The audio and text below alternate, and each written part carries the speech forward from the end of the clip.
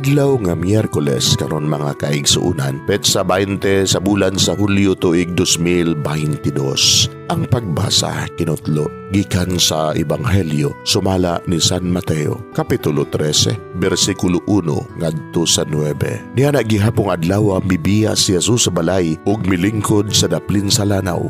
Unya, tungod sa daghan kaayong mga tao nga mialirong kaniya, may sakay siya sa usa ka sakayan. Milingkod siya didto samtang ang mga tao nagtindog sa daplin sa lanaw. May gamit siya mga sambingay aron pagtudlo kanilag daghang mga butang. Maingon siya, may usa ka tawo miadto sa uma aron pagbugas. Sa pagsabod niya sa binhi, adunay nahulog sa agianan ug miabot ang mga langgam ug gipanuka kini. Ang uban nahulog sa yuta nga batuon ug nanurok dayon kay jutay raman ug dili lawom ang yuta niini. Apan sa pagsubang na sa adlaw, nalaos ang bag-ong nanurok ug kay wala man makagamot pag-ayo, nangalaya dayon kini. Ang uban nga binhi didto nahulog sa dapit sa mga tunokong sagbot. Nanubo ang mga tunokong sagbot ug gilupig ang mga bag-ong tanom, ug ang uban nahulog sa maayong yuta ug namunga. May namunga ug balig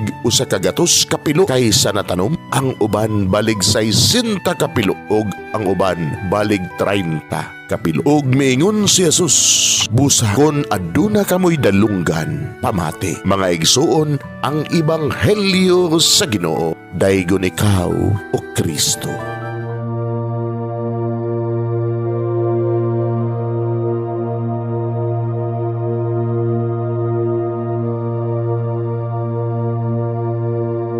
Pagampo sa dili pa magsugod sa trabaho. Magampo kita sa ngalan samahan sa Anak ug sa Espiritu Santo. Amen. Langit no namong Amahan, sa among pagsulod nining trabahoan, among gidala ang imong presensya uban kanamo. Among gipamulong ang imong kalinaw, imong grasya, imong kaluoy ug ang imong perpektong hanay sa among mga trabaho. Among gipadayag ang imong gahom labaw sa tanan diha sa mga butang nga among mahimo, masulti, mahuna-unaan ug mahukman sulod nining adlaw. Ginoo, nagapasalamat kami sa gasa sa kinabuhi niining bagong adlaw, niining kahigayunan nga kami nakasulod sa trabaho ug mamahimong parte niining nga grupo. Salamat sa mga gasa nga imong gitugyan kanamo. Hamong gamiton kini diha sa pagimaya kanimo. Hatagi kami sa kusog ug kadasig sa pagbuhat sa among mga trabaho. Panalangini ang among mga proyekto, mga ideya ug kusog. Aron sa ingon, bisan sa pinakagamay namong mga kalampusan, magahatag kini sa imong himaya. Ubani kami Ginoo sa among pagtrabaho nining adlaw. Puna kini nga lugar sa inspirasyon ug kusog.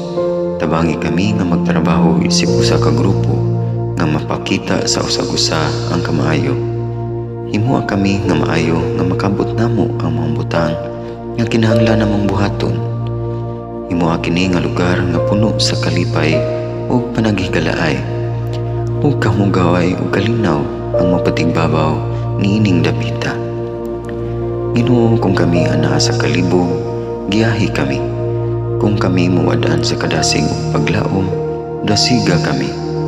Himua nga ang trabaho nga among gihimo ug ang paagi sa among paghimo niini makahatag unta kini og hugot nga pagtuo, kalipay ug pahiyom sa tanan nga among mahimamat karong adlaw.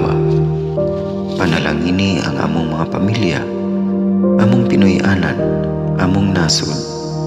Himua nga magmatidud-anon kami sa pagtagad ug pag-amuma sa kalikupan ug sa tanang may kinabuhi diha sa pagbuhat kanamo sa pagkabot sa imong pangandoy alang sa hustisya ug kagawasan. Ug Ginoo, sa among pagbiya nining lugar, tagay kami sa imong panalangin ug kaluoy sa among pagbiyahe. Panalangini ang among mga pamilya ug Pinoy-anan nga anaon ta sa maayong kahimtang sama sa among pagbiya kanila.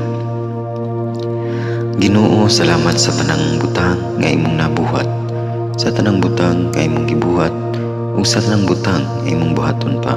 Sa ngalan ni Jesus, among giampo diha sa tumang pagigugma ug pagpasalamat. Amen.